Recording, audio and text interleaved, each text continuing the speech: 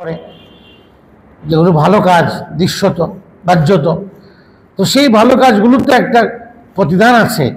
তো আল্লাহ তাআলা কাফেরদের এত প্রাচুর্য দিয়েছেন, অথচ মুসলমান কষ্ট করছে, খাদ্যের অভাবে ফিলিস্তিনের মুসলমান মারা যাচ্ছে, অথচ কাফেরদের কত প্রাচুর্য। তো আল্লাহ তাআলা কাফেরদের ভালো কাজের প্রতিদান দুনিয়াতে দিয়ে দেন, আখিরাতে কোনো অংশ নাই। ইমানদারদের দুনিয়াতে কষ্ট হলেও আখিরাতে বিলা হিসাব রিজিক আল্লাহ ইমানদারদেরকে দিবেন। সেখানে উত্তীর্ণ হওয়ার জন্য দুনিয়াতে এই যে অভাব নামক কষ্ট, খাদ্য সংকটের কষ্ট, দুনিয়াতে রিজিক কম, এই সবগুলোই আখিরাতে কৃতিত্ব অর্জন করার জন্য, যোগ্যতা অর্জন করার জন্য দুনিয়াতে আল্লাহ তাআলা মানুষকে বিভিন্ন বিপদ মুসিবত দিয়ে, বিপর্যয় দিয়ে, অভাব দিয়ে, খাদ্য সংকট দিয়ে, নিরাপত্তার অভাব দিয়ে আল্লাহ মানুষকে পরীক্ষা করেন, যেন আখিরাতের পরীক্ষাতে সে উত্তীর্ণ হয়।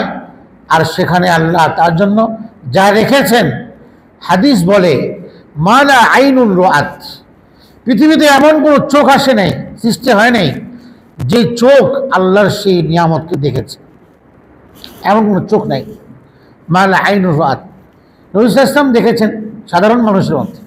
মালা আইনুল রাআত, যে চোখ দেখে নাই। আমরা অনেক সময় অনেক কিছু দেখি না, কিন্তু কল্পনা করি, আর আমরা শুনি, দেখি নাই কিন্তু শুনি, শোনার দ্বারা দেখা একটা স্বাদ উপলব্ধি করি, মনে হয় জিনিসটা এমন হবে, দেখি নাই যদিও।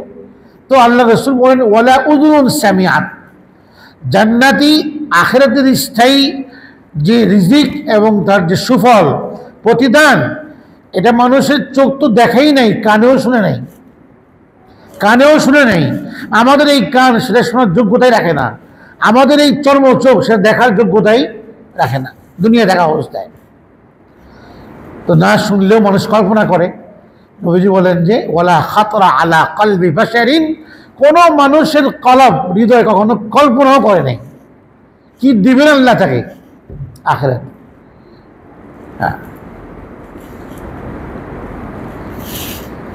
ফালা তা'লামু নাফসুন মা উখফিয়া লাহুম মিন কুররাতি আ'য়ুন, কোরআন বলে যে কোনো মানুষই জানে না, ফালা তা'লামু নাফসুন মা উখফিয়া লাহুম, কি প্রতিদান তার জন্য আল্লাহ আখিরাতে লুকায়িত রেখেছেন, গোপন রেখেছেন।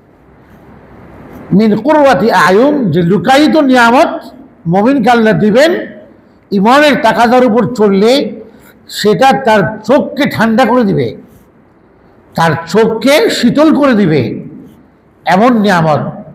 দুনিয়াতে এরকম নিয়ামত পাওয়ার পরে, দুনিয়ায় যদি কোনো বড় নিয়ামত পাই, না চাইতেই পাই, অপ্রত্যাশিতভাবে পাই, তোমাদের চোখ বড় হয়ে যায়, অথবা খুব নিজের কাছে প্রশান্তি লাগে। জান্নাতের নিয়ামত ইমানদার পেলে এরকম তাদের চোখ শীতল হয়ে যাবে। তো সেটা আল্লাহ গোপন রেখেছেন দুনিয়াতে, এটা আল্লাহ প্রকাশ করেন নাই, শুধু বলে দিয়েছেন। নবীর জবানে বলেছেন, কোরআনে কারিমের জবানে বলে দিয়েছেন, এই তার জন্য থাকবে, কিন্তু এটা ব্যাখ্যা বলেন নেই। এই বিশাল প্রতিদান ইমানদার ব্যক্তিদের জন্য। বিশালটা কি, বিশাল প্রতিদানটা কি, এটা তো আল্লাহ স্পষ্ট করেন নাই, এটা অস্পষ্ট রেখেছেন, গোপন রেখেছেন। এটা আল্লাহ দিবেন ইমানদারদেরকে। এখানেও পরীক্ষা ইমানদারদের। জান্নাতের ব্যাপারে ইমানদারের বিশ্বাসটা কি, সে বিশ্বাস করে কিনা এই কথাগুলো, যে হ্যাঁ আল্লাহ আমাকে দিবেন, আমরা বিশ্বাস করি কিনা? বিশ্বাস করি, এটাই না, এটার নামই ইমান। তো ইমানদারদেরকে আল্লাহ তাআলা কি দিবেন? দুনিয়াতে দিবেন না, আখিরাতে দিবেন। এই জন্য ইমানদারের জন্য কাফেরদের, নবীকে আল্লাহ বলেছেন যে কাফেরদের সম্পদ, সহায় সম্পদ, বিত্ত, বৈভব, প্রাচুর্য, এগুলো দেখে যেন আপনি মন খারাপ করবেন না, এগুলো দেখেই যেন আপনি প্রতারিত না হন। কেন আমাদেরকে দিচ্ছে না? নবী তো কখনোই প্রতারিত হবেন না। নবীর মাধ্যমে নবীকে সম্বোধন করেছেন, উদ্দেশ্য আমাদেরকে বলা যে ইমানদার কখনো তোমরা প্রবঞ্চনার শিকার হবে না, কাফেরদের প্রাচুর্য দেখে ইমান হারা হবে না, ইমানকে দুর্বল ভাব করে রাখবে না, যে আমি ইমানদার, আমি আল্লাহর কথা শুনি, আমার আল্লাহ দিচ্ছে না, আর সে ইমানদার না, তাকে আল্লাহ অঢেল দিচ্ছে, তার এটা সব অস্থায়ী এবং এখানেই শেষ। কিন্তু ইমানদারকে আল্লাহ যা দিবেন তা স্থায়ী, খালিদিনা ফিহা, হাসুনাত মুস্তাকাররা ওয়া মুকামা, এটা একটি ইমানদারদের জন্য স্থায়ী থাকবে, চিরস্থায়ী। একটা হলো হাসুনাত মুস্তাকাররান ওয়া মুকামা, ইমানদার ব্যক্তির আবাসন, তার অবস্থান, তার আশ্রয়স্থল অনেক সুন্দর, অনেক উত্তম হবে। হাসুনাত ফিহা মুস্তাকাররা ওয়া মুকামা। আল্লাহু ইনদাহু হুসনুল মাআব, কাফেরদের কাছে আর কতই প্রাচুর্য। আল্লাহর কাছে যা আছে এটা উত্তম ঠিকানা, ওটা আল্লাহ কাফেরদেরকে দিবেন না, ওটা ইমানদারদেরকে দিবেন, ইমানদারদেরকে দিবেন। দুই ভাই একটা আম নিয়ে ঝগড়া করছে। দুই ভাই, মা দুই ভাইকে দুটা আম দিলেন। একটা আমের মধ্যে একটু স্পট আছে, আর একটা আম ফ্রেশ, কোনো স্পট নাই। এখন যার ভাগে স্পটওয়ালা আম পড়লো, সে বলতেছে আমি স্পটবিহীনটা নিব, দাগবিহীন। ওই ভাই বলতেছে না, আমি এটা আমাকে মা দিয়েছে, আমি তোমাকে এটা দিব না। তো এই দুই ভাইয়ের মধ্যে একটা ঝগড়া তৈরি হয়, একটা লড়াই তৈরি হয়, একটু দস্তাদস্তি তৈরি হয়, যা করে বাচ্চারা। তখন মা এসে সান্ত্বনা দেয়, মা এসে সান্ত্বনা দেয় যে ভাইয়ের ভাগে স্পট পড়া আমটি পড়লো, সেই ভাইকে মা বলে তুমি আপাতত এটা নাও, আমার কাছে ওটার চেয়ে আর ভালোটা আসছে, তোমাকে ওইটা আমি পরে দিব। তো সে শান্ত হয়ে যায়। ঠিক আল্লাহ রাব্বুল আলামিন এটা বলেছেন কোরআনে কারীমে, যে পৃথিবীতে স্বর্ণ রূপার স্তূপ আছে, অর্থ, ফসল, এরপরে গবাদি পশু সব আছে, এগুলো সব অনেক দামি দামি জিনিস, হীরা জওহার মণিমুক্তা সব আছে এখানে।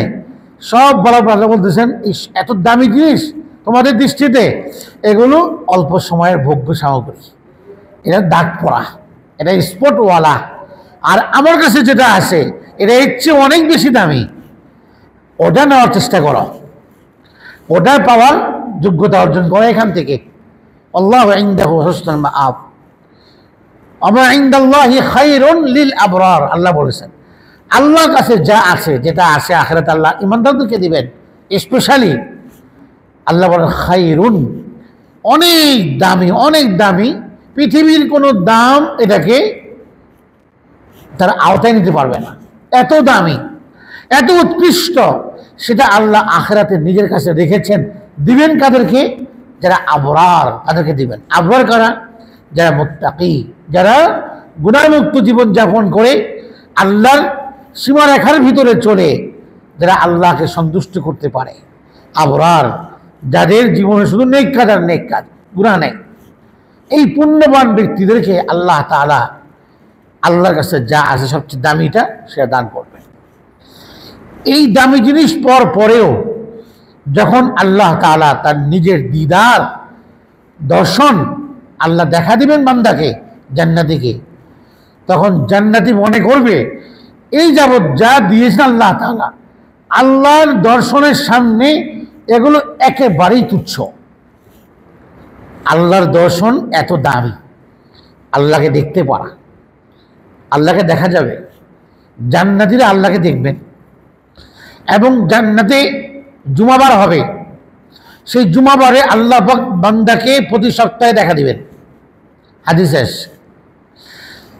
জান্নাতে, আপনাদের দুনিয়াতে বউবাজার আছে না, বউবাজার, জান্নাতে এরকম থাকবে বউবাজার। ওখানে আল্লাহ সেই বউবাজার থেকে হোর সাপ্লাই করবেন, হোর দিবেন জান্নাতীদেরকে। তো ওখানের এগুলো পাওয়ার জন্য এখানের হুর ছাড়তে হবে। এখানের অস্থায়ী মজা, হারাম, হারাম সম্পর্ক, হারাম আনন্দ, এটাকে বর্জন করতে পারলে ওখানে হালাল আনন্দ আল্লাহ আপনাকে দান করবেন। তো হালাল পবিত্র আনন্দ পাওয়ার জন্য দুনিয়ার হারাম আনন্দকে বর্জন করতে হবে, এটাকে আগুন মনে করতে হবে। দুনিয়ার আনন্দ যেটা হারাম আনন্দ, অশ্লীল আনন্দ, এটাকে মনে করতে হবে এটার ভেতরে আগুন আছে, এটা আমাকে জ্বালিয়ে ফেলবে, আমার চোখ বন্ধ হওয়ার পর এটা আমাকে জ্বালাবে, এটা আমার দুনিয়ার জীবনকেও ক্ষতবিক্ষত করে দিবে।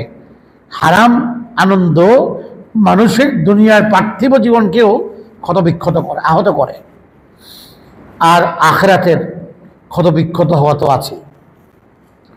এই জন্য কেউ যদি দুনিয়ার গুনাহের যে আনন্দ, সামান্য সময়ের এই আনন্দটা গুনাহ শেষ, আনন্দ শেষ। তো এটাকে যদি বর্জন করা যায়, অল্প সময়ের আনন্দকে যদি আমি ত্যাগ করতে পারি, কোরবানি করতে পারি, এটার বিনিময়ে আল্লাহ তাআলা আমাকে এমন এক স্থায়ী আনন্দ, এমন এক স্থায়ী মিষ্টতা আল্লাহ আমাকে আপনাকে দিবেন, যার দ্বারা আল্লাহকে পাওয়ার জন্য মানুষ উদ্গ্রীব হয়ে যাবে। ইমানের মধ্যে একটা স্বাদ দিয়ে দিবেন। ইমানটা একটা মিষ্টি জিনিস, মিষ্টি জিনিস যেমন ইমানটা হচ্ছে এমন মিষ্টি একটা জিনিসের নাম। ইমান গ্রহণের স্বাদ লাগে, নামাজ পড়তেও স্বাদ লাগে, কোরআন পড়লে স্বাদ লাগে, মানে মিষ্টতা অনুভব হয়। কখন? এটা যদি আমি গুনাহমুক্ত পবিত্র জীবন যাপন করতে পারি, হারাম সম্পর্ক বর্জন করতে পারি, হারাম আনন্দ বর্জন করতে পারি, তাহলে আমার জীবনে ইমানের স্বাদ জুটবে, আমার ভাগ্যে ইমানের মিষ্টতা জুটবে। তো আল্লাহ তাআলা রাসূল সাল্লাল্লাহু আলাইহি ওয়াসাল্লামকে বলেছেন যে কোনো কাফেরদের প্রাচুর্য দেখে যেন আপনি বিভ্রান্ত হবেন না, আমার কাছে যা আছে এটা আপনাদের জন্য অনেক বেশি উত্তম। তো আল্লাহ আমাদেরকে উদ্বুদ্ধ করেছেন, উৎসাহিত করেছেন যেন আখিরাতের দিকে আমরা ছুটতে থাকি, শুধু দুনিয়াকে নিয়ে যেন আমরা সন্তুষ্ট না থাকি। হাদিসে পাকের মধ্যে রাসূল বলেন যে মান জাআলা হুমুমাহু হাম্মাল আখিরা, যার সমস্ত চিন্তা ভাবনা সব কিছু আখিরাত কেন্দ্রিক হয়, কাফাহুল্লাহু হাম্মা দুনিয়া, আল্লাহ তার দুনিয়ার সমস্ত পেরেশানির দায়িত্ব নিয়ে নেন। যে ব্যক্তি চিন্তা ভাবনা চলাফেরা সব কিছু ব্যস্ততা আখিরাত কেন্দ্রিক, মানে আখিরাতে সাফল্যের জন্য, আল্লাহ তার দুনিয়ার সমস্ত ব্যস্ততা, সমস্ত পেরেশানির জিম্মাদারি আল্লাহ নিজে নিয়ে নেন, নিয়ে আল্লাহ তার সব কিছুকে সুন্দরভাবে সহজভাবে সম্পাদন করে দেন। কাফাহুল্লাহু হাম্মা দুনিয়া। এই জন্য হাদিসের মধ্যেও আসছে তাফাররাগ লিইবাদাতি, বান্দা তুমি আমার ইবাদতের জন্য সময় বের করো, সময় বের করো। আচ্ছা, অনেক মানুষ বলে যে এত ব্যস্ত যে নামাজ পড়ার সময় পাচ্ছি না, এত ব্যস্ততা, তো চোখ বুঝলে সব ব্যস্ততা শেষ, এত ব্যস্ততা যে নামাজ পড়ার সময়, তার মানে সে যে কাজে ব্যস্ত এই কাজটাকে সে নামাজ থেকেও বেশি গুরুত্বপূর্ণ মনে করে, এবং নামাজের থেকেও তার ওই কাজ তার কাছে বেশি দামি, যে কারণে সে নামাজ আসতে পারতেছে না, ঠিক ওই কাজে সময় দিচ্ছে সে। অথচ ইমানদার ব্যক্তির জীবনে ইমানের পরে সবচেয়ে গুরুত্বপূর্ণ কাজ হচ্ছে নামাজ আদায় করা। এর আগে কোনো গুরুত্বপূর্ণ কাজ মানুষের জীবনে নাই, আল্লাহ রাখেন নাই। তো কেউ যদি মনে করে যে আমি ব্যস্ততার কারণে নামাজ পড়তে পারতেছি না, এটা অনেক বড় তার জন্য মাহরুমি, অনেক বড় বঞ্চিত হওয়া। সে মনে করছে যে আমি ব্যস্ততার দরুন নামাজ পড়তে পারছি না। আসলে রব্বুল আলামিন তাকে সিজদা থেকে বঞ্চিত করে দিয়েছেন, রব্বুল আলামিন তাকে সিজদার সৌভাগ্য থেকে বঞ্চিত করে দিয়েছেন। ফলে সে বলতেছে একটা, বিষয়টা এমন নয়, বিষয়টা এই যে সে নামাজ ছাড়তেছে, এটা গুনাহ হচ্ছে, কবিরা গুনাহ। এই গুনাহের কুফল হচ্ছে যে আল্লাহ তাকে আল্লাহর কুদরতি পায়ে নত হওয়া থেকে বঞ্চিত করে দিচ্ছে, যে তুই পুরা কপালওয়ালা, তোর সুযোগ নেই আমাকে চিন্তা করার। আসলে এটা প্রকৃত অর্থে মাহরুমি, বঞ্চিত হওয়া। আল্লাহ তাআলা এমন বঞ্চিত হওয়া থেকে আমাদেরকে হেফাজত করুন। আজকের আয়াতে কারিমাতে আল্লাহ রাব্বুল আলামিন ওই যে দিন, যে বিভিন্ন দিন তৈরি হয়ে গেল, এরপর থেকে মতনৈক্য শুরু হলো, কোনটা সত্য দিন কোনটা না হক, এটা রাসূলের মাধ্যমে আল্লাহ স্পষ্ট করলেন, কোরআনেও বললেন। আর কিয়ামতের দিন আল্লাহ তাআলা কার্যতভাবে এই সিদ্ধান্ত দিবেন যে কারা হকের উপর ছিল, কারা না হকের উপরে। তো এখান থেকে এই বিষয়টাও বোঝা যায় যে অবশ্যই দুনিয়াতে মানুষকে কোনো না কোনো একটা ধর্মের পক্ষে তাকে থাকতে হবেই, সেটা হোক সত্য, সেটা হোক অসত্য। সত্য হলে সে বেঁচে যাবে, অসত্যের পক্ষে হলে সে শাস্তি পাবে, শাস্তিযোগ্য হবে। কিন্তু কোনো না কোনো একটা ধর্মের পক্ষে তাকে থাকতেই হবে। তো এমন মতবাদ যা কোনো ধর্মের পক্ষেই মানুষকে রাখে না, এটা মানুষের জন্য আরেকটা বড় ক্ষতির কারণ। আল্লাহ তাআলা বলেন ইন্নাল্লাযীনা আমানু, নিশ্চয়ই যারা ঈমানদার, যারা আল্লাহকে বিশ্বাস করে, একদল ঈমানদার। ওয়াল্লাযীনা হাদু, দ্বিতীয় দল যারা ইহুদি। ওয়াস-সাবিঈন, 3 নম্বর দল হলো সাবি। সাবি কারা? তাদের ব্যাপারে একটা মত হলো সাবিঈন হচ্ছে যারা নক্ষত্র পূজারী এবং নক্ষত্রকে এই পৃথিবীর নিয়ন্ত্রক মনে করে, বিশ্বাস করে এই নক্ষত্রই পুরো পৃথিবীকে পরিচালনা করছে, এ বিশ্বাস তাদের। এটা অনেক প্রাচীন একটা মানে মতবাদ যে নক্ষত্র পূজারী। মুফাসসিরিনদের কেউ বলেছেন সাবিঈন মানে হলো যারা ফেরেশতাদেরকে রব মনে করে, ফেরেশতাদের পূজা করে, মালাইকাদের পূজা করে, ফেরেশতা পূজারী, এই এক দল। আরেক দল হচ্ছে যারা নিজেদের প্রবৃত্তিকে রব মনে করে, যেমন নাস্তিকরা। এরা কোনো একটা ধর্মের পক্ষে থাকে না, তারা বলে ধর্ম বলতে কিছু নেই, সব কিছু ওরা প্রাকৃতিক সিস্টেমে হয়। তো এরাও সংশয়বাদী। এই যে এই কথাটা যে সব কিছু প্রাকৃতিক সিস্টেমে ন্যাচারালি হয়, এই কথাটাও তাদের নফসের একটা মন গড়া কথা। তো এই কথা, এই মতবাদ ছড়াচ্ছে মানে সে তার নফসের অনুগামী, কুপ্রবৃত্তির, যেটা আল্লাহ কোরআনে বলেছেন আফারাআইতা মান ইত্তাখাযা ইলাহাহু হাওয়া, হাওয়া মানে কুপ্রবৃত্তি। তো সাবিঈন একদল বিভ্রান্ত। ওয়ান নাসারা, খ্রিস্টান। ওয়াল মাজুসা, যারা অগ্নি পূজক, অগ্নি পূজারী। এটা অনেক প্রাচীন দল মুশরিকদের, যারা অগ্নি পূজা করে, আগুনকে রব মানে। আর ওয়াল্লাযীনা আশরাকু, যারা মূর্তি পূজা করে, আল্লাহর সাথে শিরক করে, মূর্তি পূজারী। এই 6